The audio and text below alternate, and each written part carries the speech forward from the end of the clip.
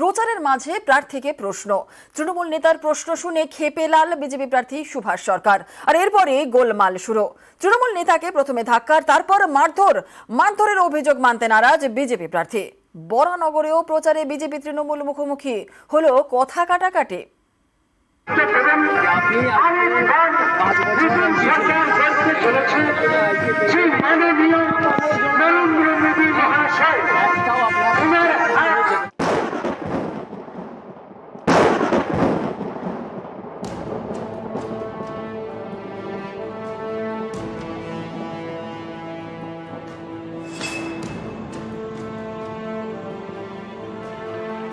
ভোটের প্রচারে বিজেপির প্রার্থী, ঠিক তখনই তাকে প্রশ্ন করেন স্থানীয় তৃণমূল নেতা, যিনি পঞ্চায়েত সমিতির সদস্য।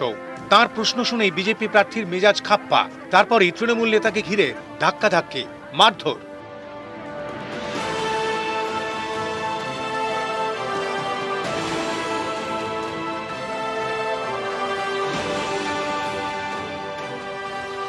সুভাষ সরকার বাঁকুড়ার বিদায়ী বিজেপি সাংসদ। এবারও তিনি পদ্মের প্রতীকে লড়ছেন, প্রচারও করছেন প্রতিদিন। বুধবার যান বাঁকুড়ার ছাতনার তেঘড়ি গ্রাম পঞ্চায়েত এলাকায়। হুটখোলা গাড়িতে গ্রামে গ্রামে ঘোরেন। জগন্নাথপুর মোড়ে পৌঁছতেই হাওয়া গরম। ছাতনা পঞ্চায়েত সমিতির তৃণমূল সদস্য আবির মণ্ডল এগিয়ে যান বিজেপি প্রার্থীর দিকে, ছুঁড়ে দেন প্রশ্ন।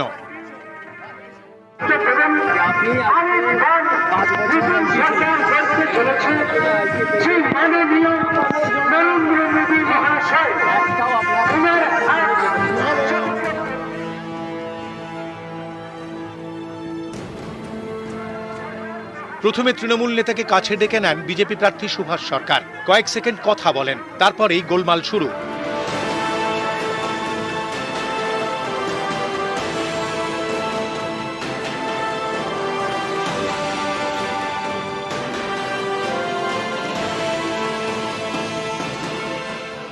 আমি প্রশ্ন করি যে আপনি 5 বছরে এমপি থাকার সময় আপনি আপামর জনসাধারণের জন্য কি করেছিলেন? তখন যিনি এমপি পদে দাঁড়িয়েছেন সুভাষ সরকার, উনি কিন্তু আমার গলা ধাক্কা দেয়। কর্মী বা যারা এই মিছিলে হাঁটছিল তারা প্রত্যেকে নেশাগ্রস্ত অবস্থায় আছে। এখানে যারা কর্মী ছিল বা আমাকে গায়ে হাত দেয়, প্রচন্ড মারপিট করার চেষ্টা করে। আমার সাথে যে আমার পার্সোনাল পিএ আছে তাকেও প্রচন্ড মারপিট করে।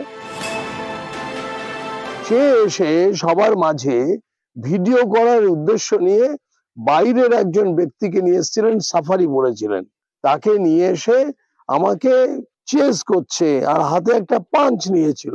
যে হাতে পাঞ্চ নিয়ে থাকবে তো তাকে ফুল দিয়ে কি পুজো করবে? তো মহিলারা তেড়ে গেছে, তাও বাকি কার্যকর্তারা সঙ্গে সঙ্গে তাকে কিন্তু রক্ষা করেছে। মঙ্গলবার বাঁকুড়ার বড়কুড়ায় প্রচারে যান সুভাষ সরকার। তাকে ঘিরে বিক্ষোভ দেখান গ্রামের মহিলারা, জলের সমস্যা মেটানোর দাবি জানান। পরের দিন এবার ছাতনায় গোলমাল।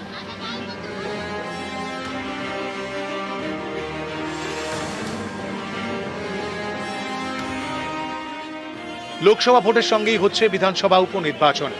1 জুন উত্তর 24 পরগনার বরানগরে ভোট। এখানে বিজেপির প্রার্থী সজল ঘোষ বুধবার বরানগর পুরসভার 14 নম্বর ওয়ার্ডে প্রচারে যান।